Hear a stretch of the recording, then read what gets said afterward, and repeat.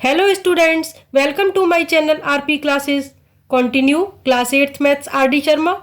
Chapter 20 mensuration exercise 20.3 area of a trapezium and a polygon. Question 5. Find the area of the following regular hexagon. Students, ये एक regular hexagon है. Regular hexagon कौन सा होता है? जिसकी all sides equal होती हैं. Hexagon है MNOPQR. इसकी ऑल साइड्स इक्वल है 13 है. जैसे ये साइड 13 है तो इसकी ऑल साइड्स 13 13 होंगी.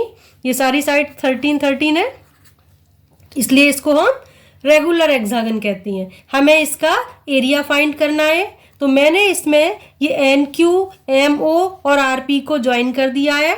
सो right here join M O R P and N Q. Students, यहाँ पर मैं कुछ नेम लिख देती हूँ ए एंड बी. ये देखिए ये परपेंडिकुलर बन जाएगा, यहाँ पर ये परपेंडिकुलर बन जाएगा. अब ये एन क्यू पूरा ये देखिए 23 सेंटीमीटर गिवन है, तो फाइंड करेंगे N A plus B Q. क्या हो जाएगा? ये एन क्यू माइनस ये एम आर माइनस हो जाएगा.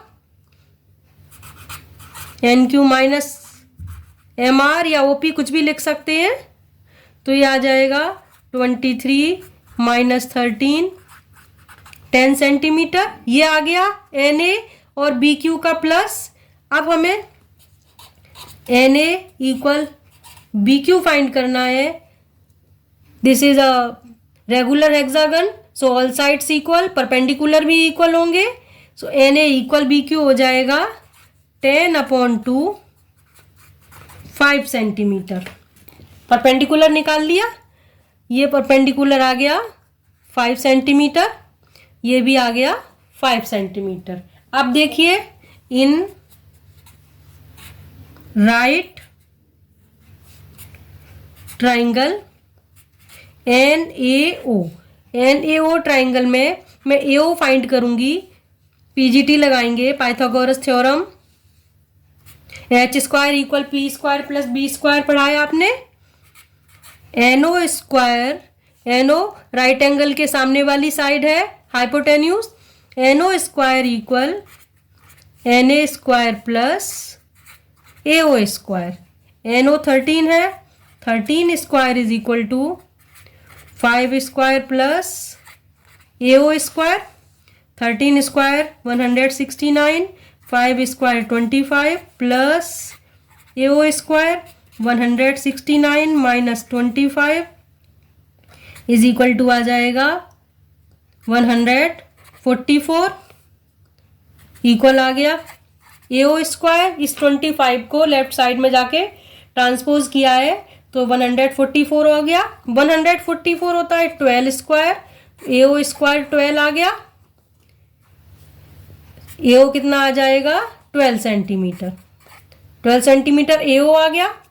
अब एओ इक्वल एम ए होगा, एम ए भी आ जाएगा 12 सेंटीमीटर. तो स्टूडेंट देखिए ये साइड 12 सेंटीमीटर आ गई, तो एमओ कितना हो गया? एमओ इक्वल 12 प्लस 12 24 सेंटीमीटर. अब जितना एमओ है उतना ही आरपी हो जाएगा, डायमेंशन से इक्वल है.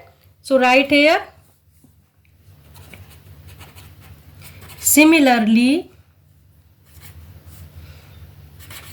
RP is also 24 centimetre. तो हमने ये वाली साइड फाइंड कर ली.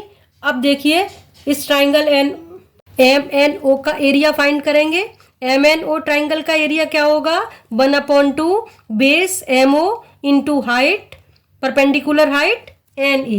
So right here area triangle MNO is equal to 1/2 MO into NA.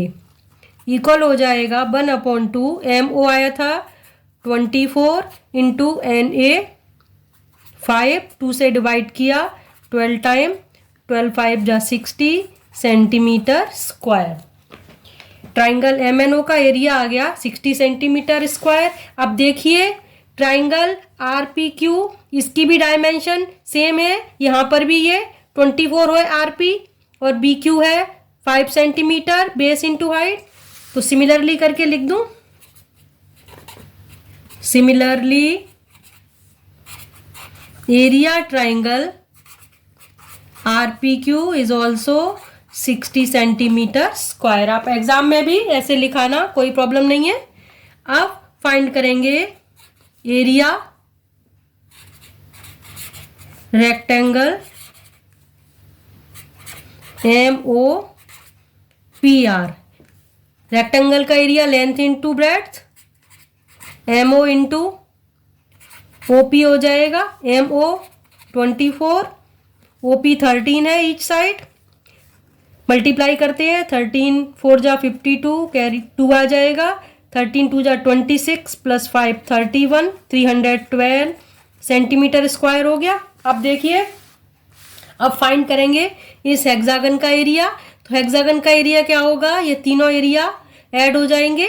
Area of triangle MNO, area of rectangle MOPR plus area triangle RPQ। So write here area hexagon is equal to area triangle MNO plus area rectangle MOPR plus area triangle RPQ। तीनों area add करते हैं, ये आया था 60 plus 312 plus 60, 2 आ जाएगा। 6 6 12 113, 3 1 4, तो ये answer हो गया 432 सेंटीमीटर स्क्वायर। हेक्सागन का एरिया आ गया 432 सेंटीमीटर स्क्वायर। एक बार फिर से बता देती हूँ पूरा क्वेश्चन, ध्यान से देखिए।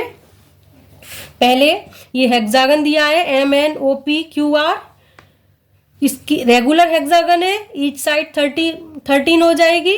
और ये मैंने ज्वाइन किया है MO RP और NQ को, यहाँ पर A और B लिख दिया। अब ये NQ 13 है, 23 है, तो ये NA प्लस BQ आ जाएगा NQ में से AB को सब्ट्रैक्ट करके। देखिए स्टूडेंट्स, मैंने यहाँ MR लिख दिया है, कंफ्यूज मत होना। AB और MR इक्वल होगा, MR equal AB equal OP है इस क्वेश्चन में, इसलिए मैंने यहाँ MR लिख दिया है, कोई बात नहीं। तो ये 10 आ जाएगा, 23 में से माइनस किया 13, ये 13 है, ये माइनस किया तो ये 10 आ गया। अब रेगुलर हेक्सागन है तो ये परपेंडिकुलर NA और BQ भी इक्वल होंगे, तो ये आ जाएगा 2 से डिवाइड कर दिया 10 को, 5 आ गया, परपेंडिकुलर्स मिल गए। अब यहाँ राइट ट्राइंगल NAO में देखिए, राइट ट्राइंगल है H square equal P square plus B square लगाएंगे, तो ये राइट एंगल के सामने NO स्क्वायर इक्वल आ गया NA square plus AO square, NO 13 NA 5 square किया, फिर इसको राइट लेफ्ट साइड में ट्रांसपोज करके सब्ट्रैक्ट किया, तो ये 144 AO स्क्वायर आ गया। Taking square root of both sides we get AO equal 12 centimetre. अब जितना AO है ऐसे ही इस साइड से करेंगे, MA भी 12 आ जाएगा, तो MO कितना हो गया 12 प्लस 12 24, तो यहाँ पर लिख दिया है MO 24। अब जितना MO होगा उतना ही ये RP होगा, सेम डायमेंशन है, तो RP भी आ गया 24 सेंटीमीटर। अब देखिए एरिया निकाला है ट्राइंगल MNO का, 1/2 MO इंटू NA हो जाएगा, NA 5 है और ये 24 है, तो ये हो गया 1/2 24 इंटू 5, 60 आ गया। जितना एरिया MNO का आया है उतना ही एरिया इस ट्राइंगल RPQ का भी हो जाएगा, तो ट्राइंगल RPQ का एरिया भी आ गया 60 सेंटीमीटर स्क्वायर। अब निकाला है रेक्टेंगल MOPR का area, length into breadth, MO into OP, MO 24, OP है 13, तो 24 इंटू 13 करके ये आ गया 312 centimetre square.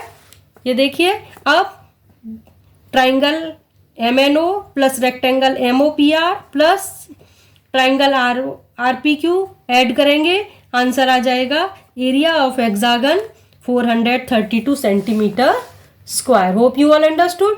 So please like and share my video. Subscribe my channel. Students, exercise complete होती है, मिलेंगे नेक्स्ट एक्सरसाइज के साथ। Students, you can watch rest of questions of this exercise and rest of chapters from my playlist in I button or link in description box. Thanks for watching.